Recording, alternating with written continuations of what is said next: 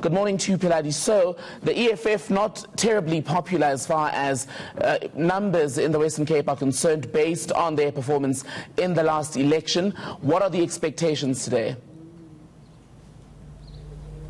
Morning. So as you can see, things are still getting prepped and ready to go. The stage is set, but we haven't seen any of the Red Berets making their way into Philippi Stadium. Now, Tembekile, as you rightly said, in the last election, the EFF only managing to get 2% of the vote in this particular province.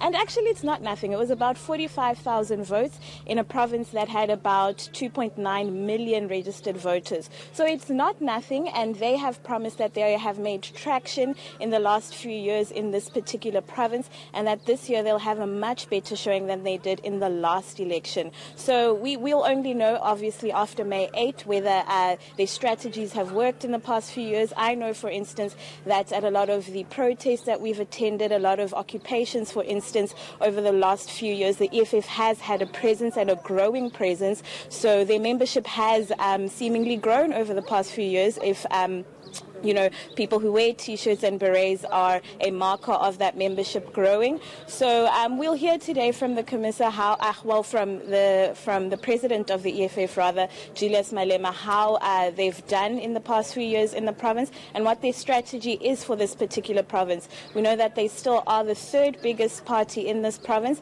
and whether they'll be able to hold that, make a dent for the ANC and the DA in this coming election. You mentioned the DA and the ANC, Philippi, and this election comes at a time when both parties have seen a lot of troubles. We had the DA situation with Patricia de Lille. The ANC there has had its fair share of trouble. So the EFF, I would imagine, would want to zoom in on that and take advantage of those shortcomings.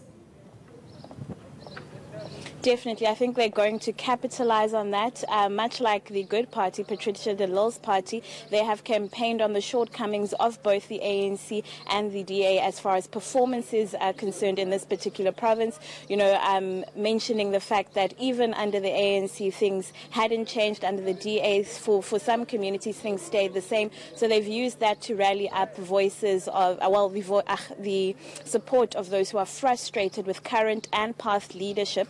So again, we'll only know once after May 8 whether that has worked and whether they've whether they've won the hearts and minds of those people in the Western Cape who are frustrated with current leadership.